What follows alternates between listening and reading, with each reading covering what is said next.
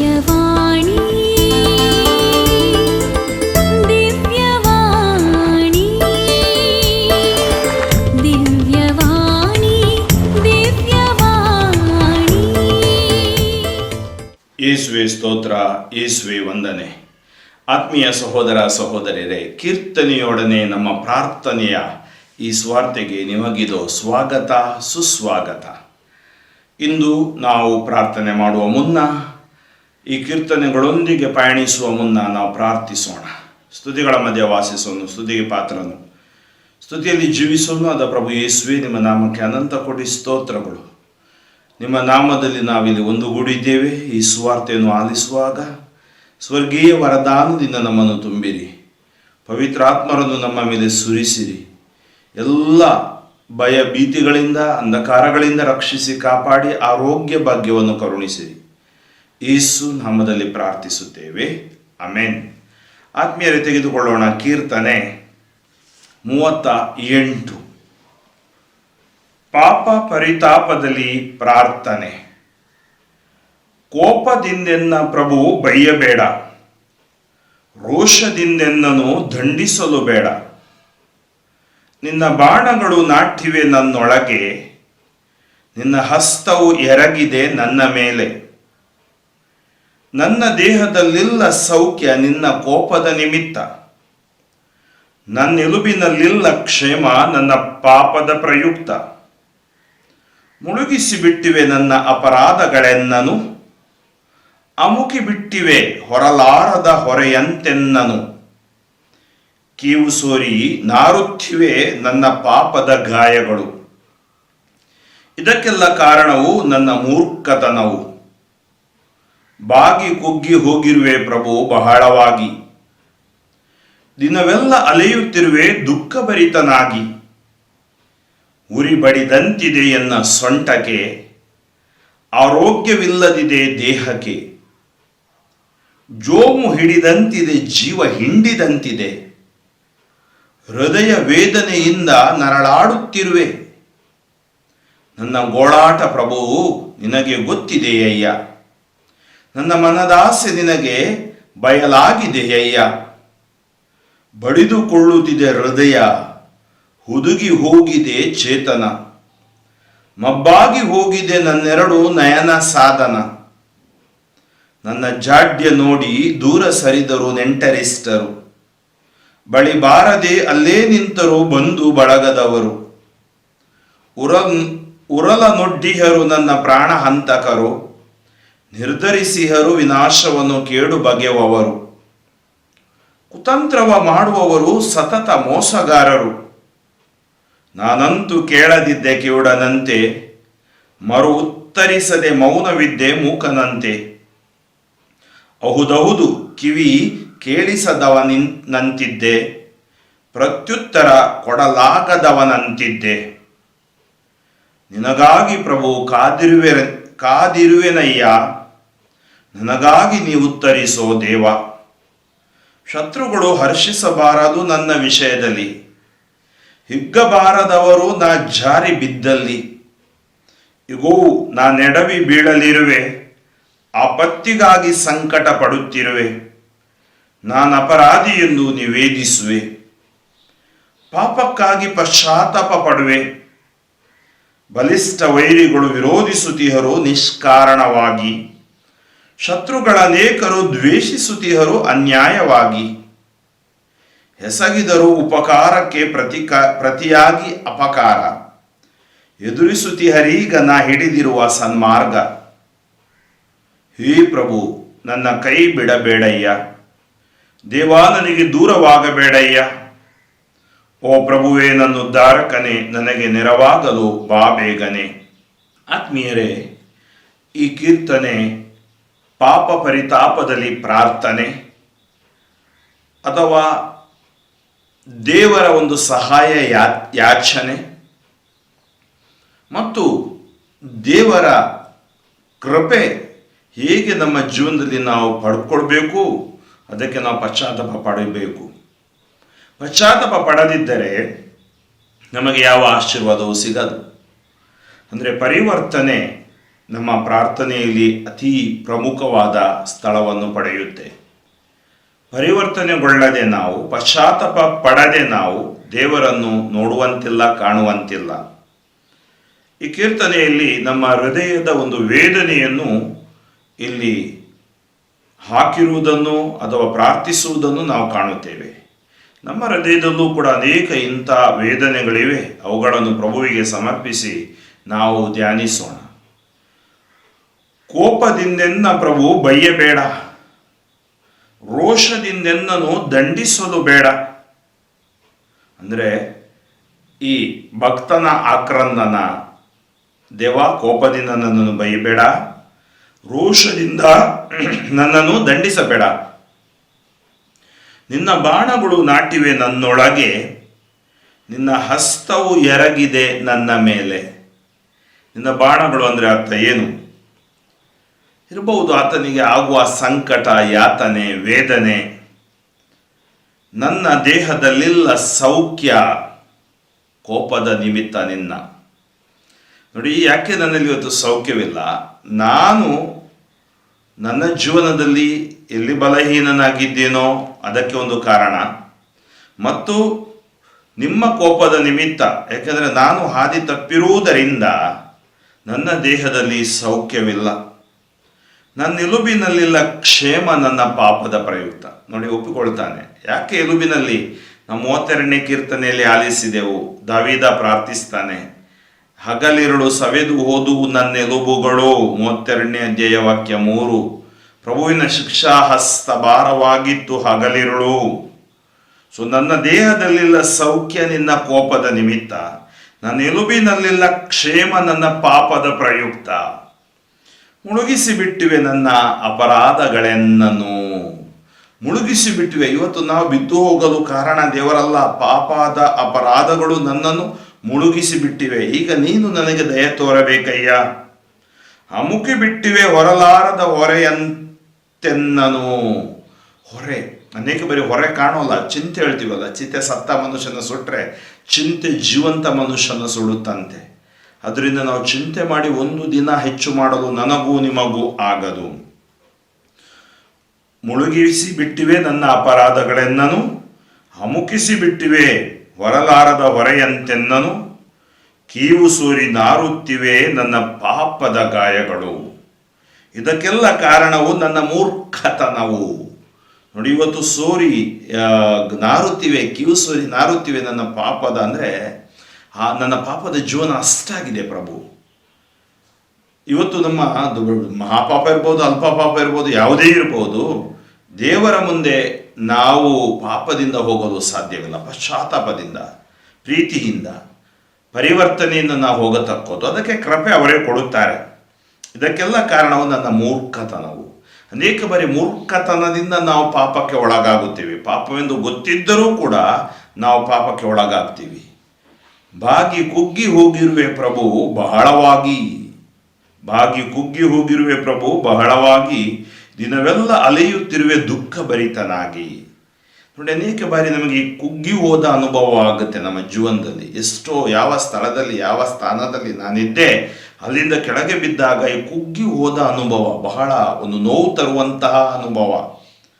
ಉರಿ ಬಡಿದಂತಿದೆ ಎನ್ನ ಸೊಂಟಕ್ಕೆ, ಆರೋಗ್ಯವಿಲ್ಲದಿದೆ ದೇಹಕ್ಕೆ.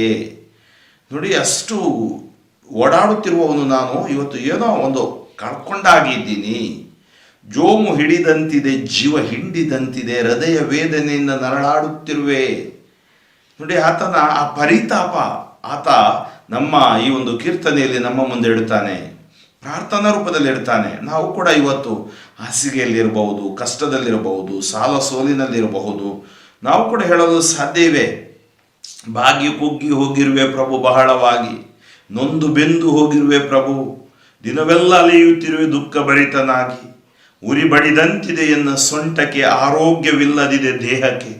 ಜೋಮು ಹಿಡಿದಂತಿದೆ, ಜೀವ ಹಿಂಡಿದಂತಿದೆ, ಹೃದಯ ವೇದನೆಯಿಂದ ನರಳಾಡುತ್ತಿರುವೆ. ನನ್ನ ಗೋಳಾಟ ಪ್ರಭು ನಿನಗೆ ಗೊತ್ತಿದೆಯಯ್ಯ. God knows all our sorrows. ನನ್ನ ಗೋಳಾಟ ಪ್ರಭು ನಿನಗೆ ಗೊತ್ತಿದೆಯಯ್ಯ. ನನ್ನ ಮನದಾಸೆ ನಿನಗೆ ಬಯಲಾಗಿದೆಯಯ್ಯ. ನನ್ನ ಮನದಲ್ಲಿ ಏನಿದೆ, ಯಾವ ಹಾಸ್ಯಗಳಿವೆ ಅದು ಕೂಡ ನಿನಗೆ ತಿಳಿದಿದೆ ಅಯ್ಯ. ಬಡಿದುಕೊಳ್ಳುತ್ತಿದೆ ಹೃದಯ, ಹುದುಗಿ ಹೋಗಿದೆ ಚೇತನ. ಈಗೇನಾಗಿದೆ, ಹೃದಯ ಬಡಿತ ಜಾಸ್ತಿ ಆಗ್ತಾ ಇದೆ, ಆ ಚೇತನ ನನ್ನಲ್ಲಿದ್ದದ್ದು ಕುಬ್ಜವಾಗಿದೆ, ದೂರವಾಗಿದೆ, ನಾಶವಾಗ್ತಾ ಇದೆ. ಮಬ್ಬಾಗಿ ಹೋಗಿದೆ ನನ್ನೆರಡು ನಯನ ಸಾಧನ. ಎರಡು ಕಣ್ಣುಗಳು ಇವತ್ತು ಮಬ್ಬಾದಂತೆ ನನಗೆ ಆಗ್ತಾ ಇದೆ. ಏಕೆಂದರೆ ನಾನು ಯಾವುದೋ ಒಂದು ಬಲಹೀನತೆಯಲ್ಲಿ ಸಿಕ್ಕಾಕೊಂಡಿದ್ದೀನಿ. ನನ್ನ ಜಾಡ್ಯ ನೋಡಿ ದೂರ ಸರಿದರು ನೆಂಟರಿಷ್ಟರು. ನನ್ನ ಜಾಡ್ಯ ಅಂದರೆ ನನ್ನ ರೋಗ ನೋಡಿ, ನನ್ನ ಕಷ್ಟ ನೋಡಿ, ನನ್ನ ವೇದನೆ ನೋಡಿ ದೂರ ಸರಿದರು. ಹೌದು, ಗೆಳೆಯರೆಲ್ಲ ದೂರ ಸರಿತಾರೆ ಕಷ್ಟ ಬಂದಾಗ, ರೋಗ ಬಂದಾಗ. ಅದರಲ್ಲೂ ಕೊರೋನಾ ಬಂದಾಗ ಯಾರು ಹತ್ರ, ಕುಟುಂಬದವರು ಬರೋಲ್ಲ ಹತ್ರ. ನನ್ನ ಜಾಡ್ಯ ನೋಡಿ ದೂರ ಸರಿದರು ನೆಂಟರಿಷ್ಟರು, ಬಳಿ ಬಾರದೆ ಅಲ್ಲೇ ನಿಂತರು ಬಂಧು ಬಳಗದವರು. ನೋಡಿ, ಬಳಿ ಬಾರದೆ ಅಲ್ಲೇ ನಿಂತರು ಬಂಧು ಬಳಗದವರು. ಏನೆಲ್ಲ ಅನುಭವ ನಮಗೆ, ಏಕಾಂಗಿತನದ ಅನುಭವ, ಬರಿದಾದ ಅನುಭವ, ಮಾನಸಿಕ ಒತ್ತಡದ ಅನುಭವ, ಇದೆಲ್ಲವನ್ನು ಈ ಕೀರ್ತನೆ ನಮ್ಮ ಮುಂದೆ ಇಡುತ್ತೆ. ಅಂದರೆ ನಮ್ಮ ಹೃದಯ ವೇದನೆಯನ್ನು ದೇವರ ಮುಂದೆ ಇಡಲು ಈ ಕೀರ್ತನೆಯ ಪ್ರಾರ್ಥನೆಯಿಂದ ನಮಗೆ ಸಾಧ್ಯವಾಗತ್ತೆ. ಯಾಕಂದರೆ ಇದನ್ನು ನಮ್ಮ ಪ್ರಾರ್ಥನೆಯನ್ನಾಗಿ ನಾವು ಮಾಡತಕ್ಕದ್ದು. ಉರಲ ನೊಡ್ಡಿಹರು ನನ್ನ ಪ್ರಾಣ ಹಂತಕರು, ಅಂದರೆ ಪ್ರಾಣ ತೆಗೆಯುವರು ಉರಲ ನೊಡ್ಡಿಹರು, ನಿರ್ಧರಿಸಿಹರು ವಿನಾಶವನ್ನು ಕೇಡು ಬಗೆಯುವವರು. ಹೌದು, ಇವತ್ತು ನಮಗೆ ಕೇಡು ಬಗೆಯುವವರು ಅನೇಕರಿದ್ದಾರೆ, ನಮ್ಮನ್ನು ನೋಯಿಸುವವರು ಅನೇಕರು ಇದ್ದಾರೆ. ವಿವಿಧ ರೀತಿಯಲ್ಲಿ, ಒಂದೇ ಬಾಹ್ಯವಾಗಿ ಆಂತರಿಕವಾಗಿ ಅಂಥ ಗಾಯಗಳು ನಮ್ಮೊಳಗಿವೆ. ಉರಲ ನೊಡ್ಡಿಹರು ನನ್ನ ಪ್ರಾಣ ಹಂತಕರು, ನಿರ್ಧರಿಸಿಹರು ವಿನಾಶವನ್ನು ಕೇಡು ಬಗೆಯುವವರು. ಕುತಂತ್ರವ ಮಾಡುವರು ಸತತ ಮೋಸಗಾರರು. ನಾನು ಕುತಂತ್ರಕ್ಕೆ ಒಳಗಾಗಿದ್ದೀನಿ. ಈ ಮೋಸಗಾರರು ಮೋಸದ ಮೇಲೆ ಮೋಸ, ಮೋಸದ ಮೇಲೆ ಮೋಸ, ಮೋಸದ ಮೇಲೆ ಮೋಸ ಮಾಡ್ತಾ ಇದ್ದಾರೆ. ನಾನು ಕುಗ್ಗಿ ಹೋಗಿದ್ದೀನಿ, ನೊಂದು ಹೋಗಿದ್ದೀನಿ, ನಾನು ಸೋತು ಹೋಗಿದ್ದೀನಿ. ಅದಕ್ಕೆ ಬ್ರದರ್ ಒಂದು ಹಾಡು ಬರೆದಿದ್ರು, ಸುಂದರವಾದ ಹಾಡು. ದುಃಖದ ಭಾರವ ಯಾರಲ್ಲಿ ಹೇಳಲಿ, ನಿನ್ನ ಬಿಟ್ಟರೆ ನನಗೆ ಯಾರಿಲ್ಲ. ದುಃಖದ ಭಾರವ ನಾ ಯಾರಲಿ ಹೇಳಲಿ, ನಿನ್ನ ಬಿಟ್ಟು ನನಗೆ ಯಾರಿಲ್ಲ. ಹೌದು, ದೇವರು ಬಿಟ್ಟರೆ ನಮಗೆ ಯಾರೂ ಇಲ್ಲ. ಅದಕ್ಕೆ ನಮ್ಮ ದುಃಖದ ಭಾರ ಯಾಕೆ? ಅದಕ್ಕಾಗಿ ನಾವು ದೇವರ ವಾಕ್ಯ ಓದಬೇಕು. ಈ ವಾಕ್ಯ ನೋಡಿ ಎಷ್ಟು ಸುಂದರವಾಗಿ ನಮ್ಮ ಹೃದಯದ ಆ ಭಾರಗಳನ್ನು ಇಲ್ಲಿ ಹಾಕಿ ನಾವು ಪ್ರಾರ್ಥಿಸಬಹುದು. ಅಂದರೆ ಇಲ್ಲಿ ನಾವು ಇದನ್ನು ಓದುವಾಗ ನಮ್ಮ ಆ ಭಾರಗಳು ಕೂಡ ನಾವು ದೇವರಿಗೆ ಸಮರ್ಪಿಸ್ತೀವಿ. ವಾಕ್ಯ ಸೌಖ್ಯ ಕೊಡುತ್ತೆ ನಮಗೆ, ಬಿಡುಗಡೆ ಕೊಡುತ್ತೆ ನಮಗೆ. ನಾನಂತೂ ಕೇಳದಿದ್ದೆ ಕಿವುಡನಂತೆ, ಮರು ಉತ್ತರಿಸದೆ ಮೌನವಿದ್ದೆ ಮೂಕನಂತೆ. ಯಾಕಂದರೆ ಇವರೆಲ್ಲ ಊರಲ್ಲ ನೊಡ್ಡುತ್ತಿಹರು ಮತ್ತು ವಿನಾಶ ಮಾಡಲು ನೋಡುತ್ತಿಹರು, ಕುತಂತ್ರ ಮಾಡುತ್ತಿದ್ರು ಮೋಸಗಾರರು. ನಾನಂತೂ ಕೇಳದಿದ್ದೆ ಕಿವಿಡದಂತೆ. ಕೆಲವು ಸರಿ ಕಿವಿ ಇದ್ದು ಕಿವಿಡರಾಗಬೇಕಾಗುತ್ತೆ ಅಂತಾರೆ. ಮೌನವಿದ್ದೆ ಮೂಕನಂತೆ, ಅಹುದಹುದು ಕಿವಿ ಕೇಳಿಸದವನಂತಿದ್ದೆ, ಪ್ರತ್ಯುತ್ತರ ಕೊಡಲಾಗದವನಂತಿದ್ದೆ. ಯಾಕೆ? ನಿನಗಾಗಿ ಪ್ರಭು ಕಾದಿರುವೆನಯ್ಯ, ನನಗಾಗಿ ನೀ ಉತ್ತರಿಸೋ ದೇವಾ. ನೋಡಿ, ಈ ಜನರ ಮಧ್ಯೆ ಬಿದ್ದು ಪ್ರಯೋಜನ ಇಲ್ಲ. ನಾನು ನಿನ್ನ ಮುಂದೆ ಬರ್ತಾ ಇದ್ದೀನಿ. ನನ್ನ ಆಕ್ರಂದನ, ನನ್ನ ಪರಿತಾಪ, ನನ್ನ ಎಲ್ಲ ನೋವುಗಳನ್ನು, ಶಿಲುಬೆಗಳನ್ನು ನಿನ್ನ ಮುಂದೆ ತರುತ್ತೇನೆ. ನಿನಗಾಗಿ ಪ್ರಭು ಕಾದಿರುವೆನಯ್ಯ, ನನಗಾಗಿ ನೀ ಉತ್ತರಿಸೋ ದೇವಾ, ನನಗಾಗಿ ನೀ ಉತ್ತರಿಸೋ ದೇವಾ. ಶತ್ರುಗಳು ಹರ್ಷಿಸಬಾರದು ನನ್ನ ವಿಷಯದಲ್ಲಿ, ಹಿಗ್ಗಬಾರದವರು ನಾ ಜಾರಿ ಬಿದ್ದಲ್ಲಿ. ಹೀಗೋ ನಾ ಎಡವಿ ಬೀಳುತ್ತಿರುವೆ, ಆಪತ್ತಿಗಾಗಿ ಸಂಕಟ ಪಡುತ್ತಿರುವೆ. ನಾನು ಅಪರಾಧಿಯನ್ನು ನಿವೇದಿಸುವೆ, ಪಾಪಕ್ಕಾಗಿ ಪಶ್ಚಾತ್ತಾಪ ಪಡುವೆ. ನೊಂದು ಬೆಂದ ಹೃದಯವನ್ನು ಆತ ಒಲ್ಲೆಯನನು. ಕೀರ್ತನೆ 51. ಪಶ್ಚಾತ್ತಾಪ ಪಟ್ಟವನಿಗೆ ಆಶೀರ್ವಾದ, ದೇವರ ಕೃಪೆ, ಕರುಣೆ.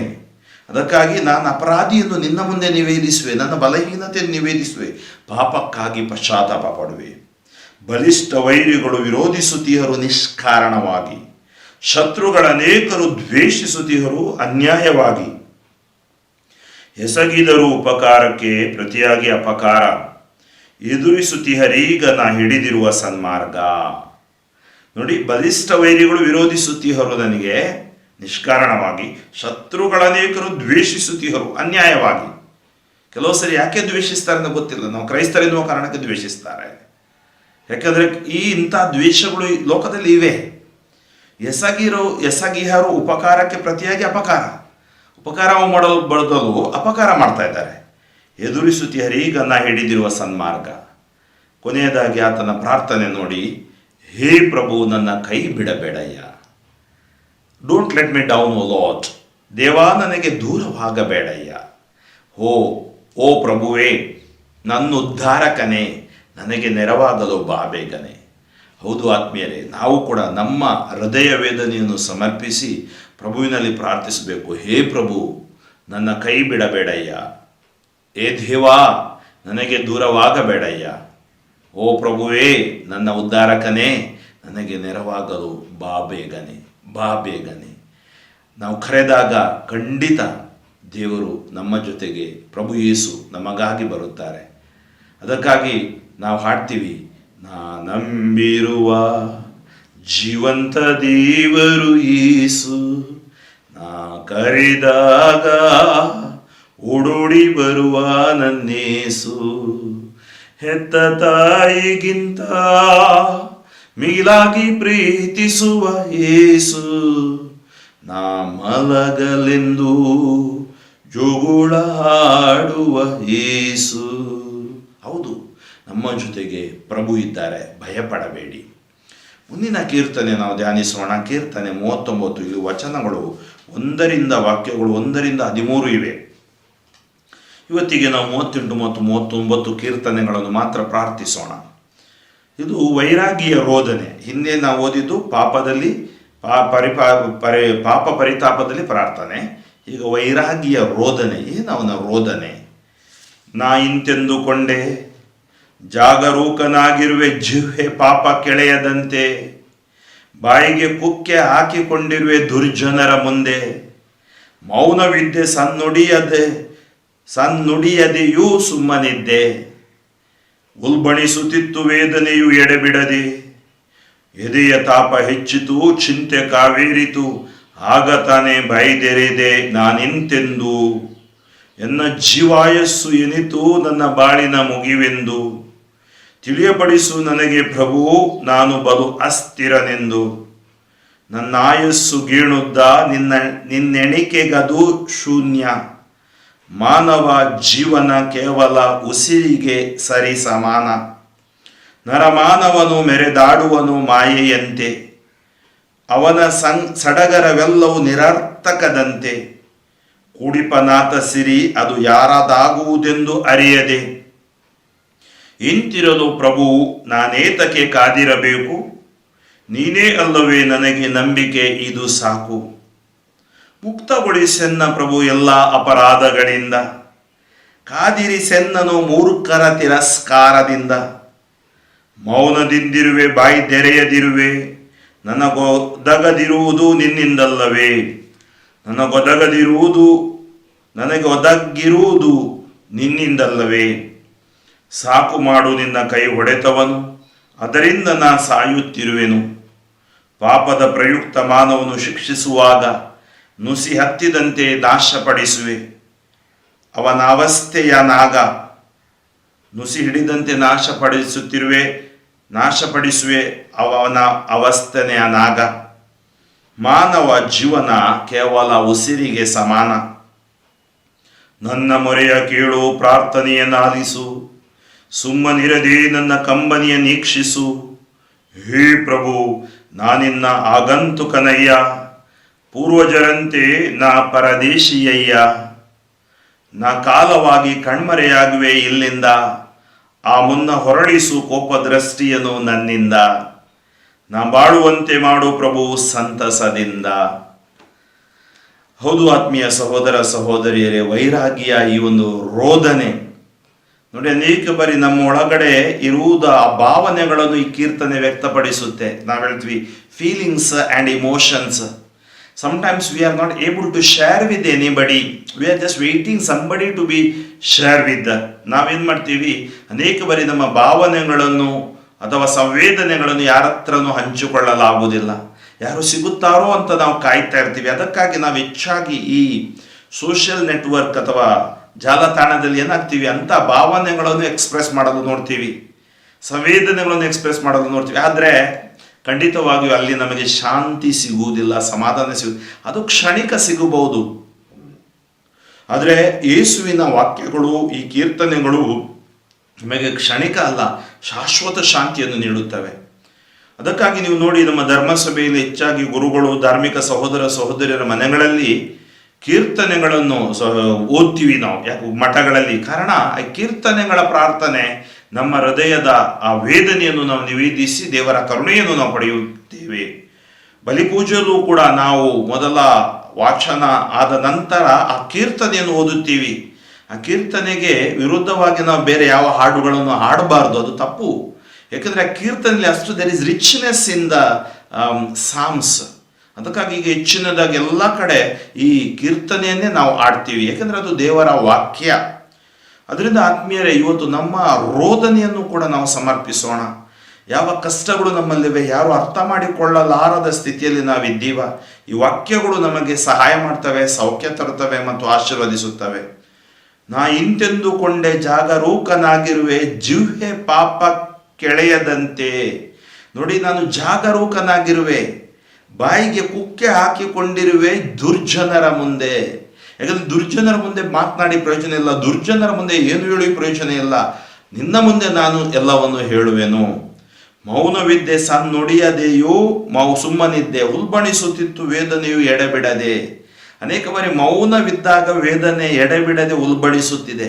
ಕೆಲವು ಸರಿ ನಾವೇನಾಗ್ತೀವಿ, ಒಳಗಡೆ ಇಟ್ಕೊಂಡು ಕೆಲವು ಸರಿ ದ್ವೇಷ ನಮಗೆ ಅದು ರೋಗವಾಗಿ ಮಾರ್ಪಡುತ್ತೆ, ಪ್ರೆಷರ್ ಅಥವಾ ಬ್ಲಡ್ ಪ್ರೆಷರ್ ಆಗಿ ಮಾರ್ಪಡುತ್ತೆ, ಅಥವಾ ನಾವು ಎಲ್ಲೋ ಒಂದು ದಿನ ಆಟಮ್ ಬಾಂಬ್ ಹೊಡೆಯುತ್ತೆ. ಹಾಗೆ ಆಗಬಾರ್ದು. ನಾವು ದೇವರ ಮುಂದೆ, ಅದಕ್ಕೆ ಪ್ರಾರ್ಥನೆ ನಮಗೂ ದೇವರಿಗಿರುವ ಒಂದು ಸಂಬಂಧ.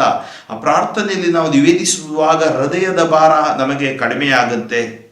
ಎದೆಯ ತಾಪ ಹೆಚ್ಚಿತು, ಚಿಂತೆ ಕಾವೇರಿತು, ಆಗ ತಾನೇ ಬಾಯಿ ತೆರೆದೆ ನಾನಿಂತೆಂದು. ನೋಡಿ, ನನ್ನಲ್ಲಿ ಏನಾಗ್ತಿತ್ತು, ಎದೆಯ ತಾಪ ಹೆಚ್ಚಿತು, ಚಿಂತೆ ಕಾವೇರಿತು, ಆಗ ತಾನೇ ಬಾಯಿ ತೆರೆದೆ ನಾನಿಂತೆಂದು. ನನ್ನ ಜೀವಾಯಸ್ಸು ಏನಿತು, ನನ್ನ ಬಾಳಿನ ಮುಗಿವೆಂದು ತಿಳಿಯಪಡಿಸು ನನಗೆ ಪ್ರಭು, ನಾನು ಬಲು ಅಸ್ಥಿರನೆಂದು. ನೋಡಿ, ನಾವು ಬಲು ಅಸ್ಥಿರರು. ಈ ಸಮಯದಲ್ಲಿ ನಮ್ಗೆ ಗೊತ್ತು, ಈ ವರ್ಷ ಎಲ್ಲ ಜನ ಹೇಗೆ ಕೋವಿಡಲ್ಲಿ ಅಣಬೆಗಳಂತೆ ನಾಶವಾಗಿ ಹೋದ್ರು. ಒಂದೇ ದಿನದಲ್ಲಿ, 2 ದಿನದಲ್ಲಿ ಹೋದವರು ವಾಪಸ್ ಬಂದಿಲ್ಲ. ಎಷ್ಟೊಂದು ಸಂಕಟದ ಸಮಯ. ನನ್ನ ಜೀವಾಯಸ್ಸು ಏನಿತು, ನನ್ನ ಬಾಳಿನ ಮುಗಿವೆಂದು ತಿಳಿಯಪಡಿಸು ನನಗೆ ಪ್ರಭು, ನಾನು ಬಲು ಅಸ್ಥಿರನೆಂದು. ಆದ್ದರಿಂದ ನಾವು ಎಲ್ಲರೂ ಅಸ್ಥಿರರು, ಅನೇಕರು ಮೆರೆಯುತ್ತೀವಿ ನಾವು, ಅದು ತಪ್ಪು. ನನ್ನ ಆಯಸ್ಸು ಗೇಣುದ್ದ ನನ್ನ ಆಯಸ್ಸು, ನಿನ್ನೆಣಿಕೆಗದು ಶೂನ್ಯ. ಮಾನವ ಜೀವನ ಕೇವಲ ಉಸಿರಿಗೆ ಸರಿಸಮಾನ. ಮಾನವ ಜೀವನ ಕೇವಲ ಉಸಿರಿಗೆ ಸರಿಸಮಾನ. ನರಮಾನವನು ಮೆರೆದಾಡುವನು ಮಾಯೆಯಂತೆ. ನರಮಾನವನು ಮೆರೆದಾಡುವನು ಮಾಯೆಯಂತೆ. ಅವನ ಸಡಗರವೆಲ್ಲವೂ ನಿರರ್ಥಕದಂತೆ. ಅವನ ಸಡಗರವೆಲ್ಲವೂ ನಿರರ್ಥಕದಂತೆ. ಕುಡಿಪನಾಥ ಸಿರಿ ಅದು ಯಾರದಾಗುವುದೆಂದು ಅರಿಯದೆ. ನೋಡಿ, ನರಮಾನವನು ಮೆರೆದಾಡುವನು ಮಾಯೆಯಂತೆ. ಒಂದಿನ ಮಾಯ ಆಗಿ ಹೋಗ್ಬಿಡ್ತಾನೆ. ಅವನ ಸಡಗರವೆಲ್ಲವೂ ನಿರರ್ಥಕದಂತೆ. ದೇವರನ್ನು ಆತ ಬಿಟ್ಟು ಬಾಳಿದ ಕ್ಷಣಗಳು. ಕುಡಿಪನಾಥ ಸಿರಿ ಎಲ್ಲವನ್ನು ಕುಡಿಸಿಟ್ಟಿದ್ದಾನೆ, ಅದು ಯಾರದಾಗುವುದೆಂದು ಅರಿಯದೆ. ಇಂತಿರಲು ಪ್ರಭು, ನಾನೇತಕ್ಕೆ ಕಾದಿರಬೇಕು, ನೀನೇ ಅಲ್ಲವೇ ನನಗೆ ನಂಬಿಕೆ, ಇದು ಸಾಕು.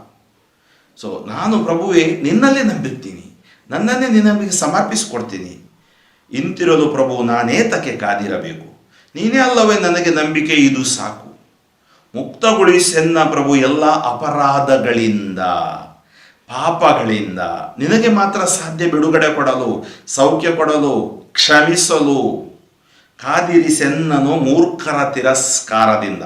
ಇತರರು ನನ್ನನ್ನು ತಿರಸ್ಕಾರ ಮಾಡಬಾರದು, ನೀನು ನನ್ನನ್ನು ಕಾದಿರು ಪ್ರಭು.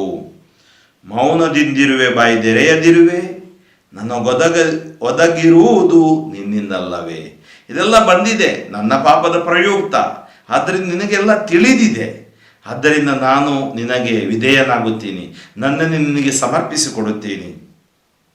ಸಾಕು ಮಾಡು ನಿನ್ನ ಕೈ ಹೊಡೆತವನು, ಅದರಿಂದ ನಾ ಸಾಯುತ್ತಿರುವೆನು. ಸಾಕು ಮಾಡು ನಿನ್ನ ಕೈ ಹೊಡೆತವನು, ಅದರಿಂದ ನಾ ಸಾಯುತ್ತಿರುವೆನು. ಪಾಪದ ಪ್ರಯುಕ್ತ ಮಾನವನು ಶಿಕ್ಷಿಸುವಾಗ ನುಸಿ ಹತ್ತಿದಂತೆ ನಾಶಪಡಿಸುವೆ ಅವನ ಅವಸ್ಥೆಯ ನಾಗ. ಮಾನವ ಜೀವನ ಕೇವಲ ಉಸಿರಿಗೆ ಸರಿಸಮಾನ. ನೋಡಿ, ನಮ್ಮ ಜೀವನ ಕೇವಲ ಉಸಿರಿ. ಇಟ್ ರಿಮೈಂಡ್ಸ್ ಅಸ್, ನಮಗೆ ಮತ್ತೆ ಮತ್ತೆ ನೆನಪಿಗೆ ತರಿಸುತ್ತೆ ನಮ್ಮ ಜೀವನ ಏನಂತೇಳಿ. ನನ್ನ ಮೊರೆಯನ್ನು ಕೇಳು, ಪ್ರಾರ್ಥನೆಯನ್ನು ಆಲಿಸು, ಸುಮ್ಮನಿರದೆ ನನ್ನ ಕಂಬನಿಯನ್ನು ಈಕ್ಷಿಸು. ಹೇ ಪ್ರಭು, ನಾನಿನ್ನ ಆಗಂತುಕನಯ್ಯ, ಪೂರ್ವಜರಂತೆ ನಾ ಪರದೇಶಿಯಯ್ಯ. ನಾ ಕಾಲವಾಗಿ ಕಣ್ಮರೆಯಾಗುವೆ ಇಲ್ಲಿಂದ, ಆ ಮುನ್ನ ಹೊರಡಿಸು ಕೋಪದೃಷ್ಟಿಯನು ನನ್ನಿಂದ. ನಾ ಬಾಳುವಂತೆ ಮಾಡು ಪ್ರಭು ಸಂತಸದಿಂದ. ನೋಡಿ, ನಮ್ಗೆ ಏನು ಬೇಕು? ಆರೋಗ್ಯ ಬೇಕು, ಆನಂದ ಬೇಕು, ಆಯಸ್ಸು ಬೇಕು, ಆದಾಯ ಬೇಕು, ಸಂತಸ ಬೇಕು. ಕುಟುಂಬ ಸಂತೋಷ, ಸಮಾಜದಲ್ಲಿ ಸಂತೋಷ, ಧರ್ಮ ಕೇಂದ್ರದಲ್ಲಿ ಸಂತೋಷ, ಕಿರುಕ್ರೈಸ್ತ ಸಮುದಾಯದಲ್ಲಿ ಎಲ್ಲ ಕಡೆ ಇಲ್ಲಿ ಸೇವೆ ಮಾಡುವಲ್ಲೂ ಕೂಡ ಸಂತೋಷ ಬೇಕು. ಕೆಲಸ ಮಾಡುವ ಸ್ಥಳದಲ್ಲೂ ಕೂಡ. ಅದು ಹೇಗೆ ಸಾಧ್ಯ? ಪ್ರಭುವಿನಿಂದ ಮಾತ್ರ ಸಾಧ್ಯ. ಆತ್ಮೀಯರೇ, ಇವತ್ತು ನಾನು 2 ಕೀರ್ತನೆಗಳನ್ನು ನಿಮ್ಮ ಮುಂದೆ ಇಟ್ಟೆ. 38ನೇ ಕೀರ್ತನೆ ಮತ್ತು 39ನೇ ಕೀರ್ತನೆ. ಆ ಕೀರ್ತನೆಯ ಆಶೀರ್ವಾದವನ್ನು ನಾವು ಪಡೆಯಬೇಕು. ಆ ಕೀರ್ತನೆಯನ್ನು ಮತ್ತೆ ಓದೋಣ. ನಾನು ನಿಮಗೆ ಕೇವಲ ಒಂದು ಸಹಾಯ ಮಾಡೋದು ಅಷ್ಟೇ. ಯಾಕಂದರೆ ನೀವು ಕೀರ್ತನೆಗಳನ್ನು ಮತ್ತೆ ಮತ್ತೆ ಅನೇಕರು ಹೇಳುವುದಿದೆ, ಫಾದರ್ ಸ್ವಲ್ಪ ಕಷ್ಟ ಇದೆ, ಓದಲಿಕ್ಕೆ ಆಗೋದಿಲ್ಲ. ಆಗುತ್ತೆ, ಎಲ್ಲ ಅರ್ಥ ಆಗುತ್ತೆ ಲೋಕದಲ್ಲಿ. ಇದನ್ನು ಮೆಲ್ಲನೆ ಓದಬೇಕು. ಬೈಬಲ್ ನಾವು ಮೆಲ್ಲನೆ ಓದುವಾಗ ನಮಗೆ ಅರ್ಥವಾಗುತ್ತೆ ಮತ್ತು ವ್ಯರ್ಥವಾಗುವುದಿಲ್ಲ. ದೇವರ ವಾಕ್ಯ ಎಷ್ಟು ಓದ್ತೀರಿ ನೋಡಿ ಅಷ್ಟು ಆಶೀರ್ವಾದ. ಏಕೆಂದರೆ ಅದು ಪವಿತ್ರಾತ್ಮರ ಖಡ್ಗ. ಆತ್ಮಭರಿತರಾಗ್ತೀವಿ. ಆದರೆ ನಮಗೆ ಆಲಸ್ಯ ಕೆಲವು ಸರಿ ಬಿಡೋಲ್ಲ. ನಮ್ಮನ್ನು ಏನು ಮಾಡುತ್ತೆ? ಓದದೆ ಮುಟ್ಟದೆ ನಾವು ದೂರವಿರುವಂತೆ ಮಾಡುತ್ತೆ. ಆದ್ದರಿಂದ ಇವತ್ತು ನಮಗೆ 38ನೇ ಕೀರ್ತನೆಯಲ್ಲಿ ಹೇಳಿದ್ದು ಈ ಪಾಪ ಪರಿತಾಪದಲ್ಲಿ ಪ್ರಾರ್ಥನೆ ಮತ್ತು ವೈರಾಗಿಯ ರೋಧನೆ, ನಮ್ಮ ಹೃದಯದ ಆ ವೇದನೆಯನ್ನು ನಾವು ಈ ಕೀರ್ತನೆಗಳ ಮೂಲಕ ನಿವೇದಿಸಿದ್ದೇವೆ. ಖಂಡಿತವಾಗಿಯೂ ಪ್ರಭು ನಮ್ಮನ್ನು ಆಶೀರ್ವದಿಸುವರು, ಕರುಣಿಸುವರು. ನಮ್ಮ ಒಳಗಡೆ ಇರುವ ಎಲ್ಲ ಭಾವನೆಗಳನ್ನು ನಾವು ವ್ಯಕ್ತಪಡಿಸಲು ನಮಗೆ ಈ ಕೀರ್ತನೆಗಳ ಮೂಲಕ ಸಹಾಯ ಮಾಡಿರುವರು. ನಾವು ಮಾಡಬೇಕಾದುದು ಒಂದೇ, ಪ್ರಭುವನ್ನು ಆಶ್ರಯಿಸಿ ನಾವು ಬಾಳಬೇಕು. ಪಾಪವನ್ನು ನಾವು ವರ್ಜಿಸಬೇಕು, ತ್ಯಜಿಸಬೇಕು, ಪಶ್ಚಾತ್ತಾಪ ಪಡಬೇಕು. ಪಶ್ಚಾತ್ತಾಪ ಪಟ್ಟು ದೇವರೆಡೆಗೆ ಬಂದು ದೇವರ ಹಾದಿಯಲ್ಲಿ ನಾವು ಜೀವಿಸಬೇಕು. ದೇವರ ಹಾದಿ ಅಂದರೆ ದೇವರ ವಾಕ್ಯದ ಆತನ ಮೊರೆಯನ್ನು, ಸ್ವರವನ್ನು ನಾವು ವಾಕ್ಯದ ಮೂಲಕ ಆಲಿಸಬೇಕು. ಪ್ರಾರ್ಥನೆಯಲ್ಲಿ ನಾವು ಜೀವಿಸಬೇಕು. ಆ ಸಂದರ್ಭದಲ್ಲಿ ಪ್ರಭು ನಮ್ಮನ್ನು ಖಂಡಿತವಾಗಿ ಕಟಾಕ್ಷಿಸುವರು ಮತ್ತು ನಮ್ಮನ್ನು ಆಶೀರ್ವದಿಸುವರು. ನಾವು ಪ್ರಾರ್ಥಿಸೋಣ. ಸ್ತುತಿಗಳ ಮಧ್ಯೆ ವಾಸಿಸುವ ತಂದೆಯಾದ ದೇವರೇ, ನಿಮ್ಮ ನಾಮಕ್ಕೆ ಅನಂತ ಕೋಟಿ ಸ್ತೋತ್ರಗಳು. ನಿಮ್ಮ ನಾಮ ಸರ್ವಶ್ರೇಷ್ಠವಾದ ನಾಮ. ಯೇಸು ಎಂಬ ಆ ನಾಮವನ್ನು ನಮಗೆ ದಯಪಾಲಿಸಿದ್ದಕ್ಕಾಗಿ ವಂದಿಸುವಾಗ, ಇಂದು ಯೇಸು ಕ್ರಿಸ್ತರ ನಾಮದಲ್ಲಿ ಸರ್ವಶಕ್ತ ತಂದೆಯಾದ ದೇವರೇ, ನಾನು ಈ ಜನರಿಗಾಗಿ, ನನ್ನ ಮಕ್ಕಳಿಗಾಗಿ ಪ್ರಾರ್ಥಿಸುತ್ತೇನೆ. ಅವರ ಮೇಲೆ ನಿಮ್ಮ ದಯೆ ಇಳಿದು ಬರಲಿ. ಕೀರ್ತನೆಗಳೊಂದಿಗೆ ಪ್ರಾರ್ಥನೆ ಮಾಡುವ ಪ್ರತಿಯೊಬ್ಬರನ್ನು ಆಶೀರ್ವದಿಸಿರಿ. ಅವರ ಜೀವನದಲ್ಲಿ ಬಂದಿರುವ ಕುಂದು ಕೊರತೆಗಳನ್ನು ನೀವು ತಿಳಿದಿದ್ದೀರಿ. ಎಲ್ಲ ಸಾಲಗಳು, ಸೋಲುಗಳು, ರೋಗಗಳು, ಎಲ್ಲ ಅಪರಾಧಗಳು ಕ್ಷಮಿಸಲ್ಪಡಲಿ. ಎಲ್ಲ ಪಾಪದಿಂದ ಬಿಡುಗಡೆ, ಪಶ್ಚಾತ್ತಾಪದ ಹೃದಯ ಅವರಿಗೆ ದಯಪಾಲಿಸಿರಿ. ಯೇಸುವೇ, ಈ ದಿನಗಳಲ್ಲಿ ತುಂಬ ಕಷ್ಟದಲ್ಲಿದ್ದಾರೆ. ಎಲ್ಲ ನಿರಾಶ್ರಿತರು, ನಿರ್ಗತಿಕರು, ಅನಾಥರು, ವಿಧವೆಯರು, ವಿದುರರು, ಕಾರ್ಮಿಕ ವರ್ಗದವರು, ರೈತಾಪಿ ವರ್ಗದವರಿಗಾಗಿ ನಾನು ಪ್ರಾರ್ಥಿಸ್ತಾ ಇದ್ದೀನಿ. ಬಡತನ ರೇಖೆಗಿಂತ ಕೆಳಗಡೆ ಇರುವವರು, ಒಂದು ದಿನ ಊಟಕ್ಕೆ ಕಷ್ಟಪಡುತ್ತಿರುವವರಿಗಾಗಿ ಪ್ರಾರ್ಥಿಸ್ತಾ ಇದ್ದೀನಿ. ಯೇಸುವೇ, ಅವರೆಲ್ಲರ ಮೇಲೆ ಕರುಣೆಯಾಗಿರಿ. ವಿಶ್ವಾಸ ಇಲ್ಲದವರಿಗೆ ವಿಶ್ವಾಸ ಬರುವಂತೆ ಪ್ರಾರ್ಥಿಸ್ತಾ ಇದ್ದೀನಿ. ನಿಮ್ಮ ಸ್ನಾನ ದೀಕ್ಷೆ ಪಡೆದು ನಿಮ್ಮಿಂದ ದೂರವಿರುವವರು ನಿಮ್ಮೊಡನೆ ಪ್ರಾರ್ಥಿಸಲು ಕೃಪೆ ನೀಡುವಂತೆ ಪ್ರಾರ್ಥಿಸ್ತಾ ಇದ್ದೀನಿ. ಯೇಸುವೇ, ನಿಮ್ಮ ಕರುಣೆ ಹಸ್ತ, ಕೃಪೆ ಹಸ್ತ ಎಲ್ಲ ದಂಪತಿಗಳ ಮೇಲೆ, ಯುವಕ ಯುವತಿಯರ ಮೇಲೆ, ಮಕ್ಕಳ ಮೇಲೆ ಇಳಿದು ಬರಲಿ. ಇದೋ ಈ ಸುವಾರ್ತೆ ಆಶೀರ್ವಾದವಾಗಲಿ. ಕುಟುಂಬದ ಮೇಲೆ ಆಶೀರ್ವಾದ, ಊರಿನ ಮೇಲೆ ಆಶೀರ್ವಾದ, ದೇಶದ ಮೇಲೆ ಆಶೀರ್ವಾದ, ವಿಶ್ವದ ಮೇಲೆ ಆಶೀರ್ವಾದ, 7 ಭೂಖಂಡಗಳ ಮೇಲೆ ಆಶೀರ್ವಾದ, 750 ಕೋಟಿ ಜನರ ಮೇಲೆ ಆಶೀರ್ವಾದ, 130 ಭಾರತೀಯರ ಮೇಲೆ, 130 ಕೋಟಿ ಭಾರತೀಯರ ಮೇಲೆ ಆಶೀರ್ವಾದ, 6 ಕೋಟಿ ಕರ್ನಾಟಕದ ಪ್ರತಿಯೊಬ್ಬರ ಮೇಲೆ ದೇವ ಎಲ್ಲ ಜನಾಂಗಗಳನ್ನು ಆಶೀರ್ವದಿಸು. ನಿನ್ನ ಕೃಪೆಯಲ್ಲೂ ತುಂಬು. ಜಾತಿ, ಮತ, ಭಾಷೆ ಭೇದವೆನ್ನದೆ ನಾವು ಸ್ತುತಿಸಲು, ಆರಾಧಿಸಲು, ನಿನ್ನನ್ನು ಕೊಂಡಾಡಲು ನಮ್ಮ ಮನಸ್ಸಿನಲ್ಲಿ ನಿಸ್ವಾರ್ಥತೆಯನ್ನು ದಯಪಾಲಿಸು. ನಮ್ಮಲ್ಲಿರುವ ಎಲ್ಲ ಥರದ ಕೀಡುಗಳು, ಕಾನ್ಷಿಯಸ್, ಅನ್ಕಾನ್ಷಿಯಸ್, ಸಬ್ಕಾನ್ಷಿಯಸ್ ಮೈಂಡಿಂದ ದೂರ ಮಾಡು ದೇವ. ಕೀರ್ತನೆ 147 ವಾಕ್ಯ 3, ಮುರಿದ ಮನಸ್ಸುಳ್ಳವರನ್ನು ಗುಣಪಡಿಸುವನಾತ, ಗಾಯಗಳನ್ನು ಕಟ್ಟಿ ಆತ ಸೌಖ್ಯಪಡಿಸುವನಾತ. ಹೌದು, ಎಲ್ಲ ಗಾಯಗಳು, ಮಾನಸಿಕ ಗಾಯಗಳು, ಆಂತರಿಕ ಗಾಯಗಳು, ದೈಹಿಕ ಗಾಯಗಳು ಯೇಸು ನಾಮದಲ್ಲಿ ಸೌಖ್ಯವಾಗಲಿ. ಆಸ್ಪತ್ರೆಯಲ್ಲಿರುವವರು, ವೆಂಟಿಲೇಟರ್ ಮೇಲೆ ಇರುವವರು, ದೇವ ಈ ಕ್ವಾರಂಟೈನ್ ಆಗಿರುವವರು, ಹಾಸಿಗೆಯಲ್ಲಿರುವವರು, ಯಾವುದೇ ಥರದ ರೋಗ ರುಜಿನಗಳಿದ್ದರೆ ಯೇಸುವೆ ಅವರನ್ನು ಆಶೀರ್ವದಿಸು. ಕಠಿಣ ಹೃದಯಗಳನ್ನು ಪರಿವರ್ತಿಸಿ ಅಭಿಷೇಕಿಸು. Touch everyone Lord, heal, ಎಲ್ಲರನ್ನು ಸ್ಪರ್ಶಿಸು ದೇವ, ಗುಣಪಡಿಸು ದೇವ, ಎಲ್ಲ ಕೇಡುಗಳಿಂದ ರಕ್ಷಿಸು ದೇವ. ಯೇಸು ನಾಮದಲ್ಲಿ ಪ್ರಾರ್ಥಿಸುತ್ತೇವೆ ಜೀವವುಳ್ಳ ತಂದೆಯೇ. ಸರ್ವಶಕ್ತ ದೇವರಾದ ಪಿತಾ ಮತ್ತು ಸುತ ಮತ್ತು ಪವಿತ್ರ ಆತ್ಮರು ನಿಮ್ಮನ್ನು ಆಶೀರ್ವದಿಸಲಿ. ಫಾದರ್ ಫ್ರಾಂಕ್ಲಿನ್ ಡಿಸೋಜ, ಶಿವಮೊಗ್ಗ ಧರ್ಮಕ್ಷೇತ್ರ, ನಮ್ಮ ಧರ್ಮಕ್ಷೇತ್ರಕ್ಕಾಗಿ ಪ್ರಾರ್ಥಿಸಿರಿ ಮತ್ತು ನಮ್ಮ ಯೇಸು ಸ್ಪರ್ಶ ತಂಡಕ್ಕಾಗಿ ಪ್ರಾರ್ಥಿಸಿರಿ. ದಿವ್ಯವಾಣಿ ಲೈವ್ ಯೂಟ್ಯೂಬ್ ಚಾನೆಲ್ಗಾಗಿ ಪ್ರಾರ್ಥಿಸಿ. ಈ ಕೀರ್ತನೆ ನನ್ನೊಂದು ಚಿಕ್ಕ ಪ್ರಯತ್ನ ನಾನು ಮಾಡುವುದು, ಏಕೆಂದರೆ ನಿಮಗೆ ಆ ಕೀರ್ತನೆಗಳ ಶಕ್ತಿ ಗೊತ್ತಾಗಲ್ಲ ಅಂತೇಳಿ. ನೀವು ಕೀರ್ತನೆಗಳನ್ನು ಓದಿ ಪ್ರಾರ್ಥಿಸಿರಿ ಮತ್ತು ಇನ್ನೂ ಹೆಚ್ಚು ಆಳವಾಗಿ ಧ್ಯಾನ ಮಾಡಿರಿ, ಅಧ್ಯಯನವೂ ಮಾಡಿರಿ. ಇದಕ್ಕಾಗಿ ಅನೇಕ ಪುಸ್ತಕಗಳಿವೆ, ಗೂಗಲಲ್ಲೂ ಕೂಡ ನಮಗೆ ಅನೇಕ ಇದರ ಎಕ್ಸ್ಪ್ಲನೇಷನ್, ವಿವರಣೆಗಳು ಅಧ್ಯಯನಕ್ಕೆ ಸಿಗುತ್ತವೆ.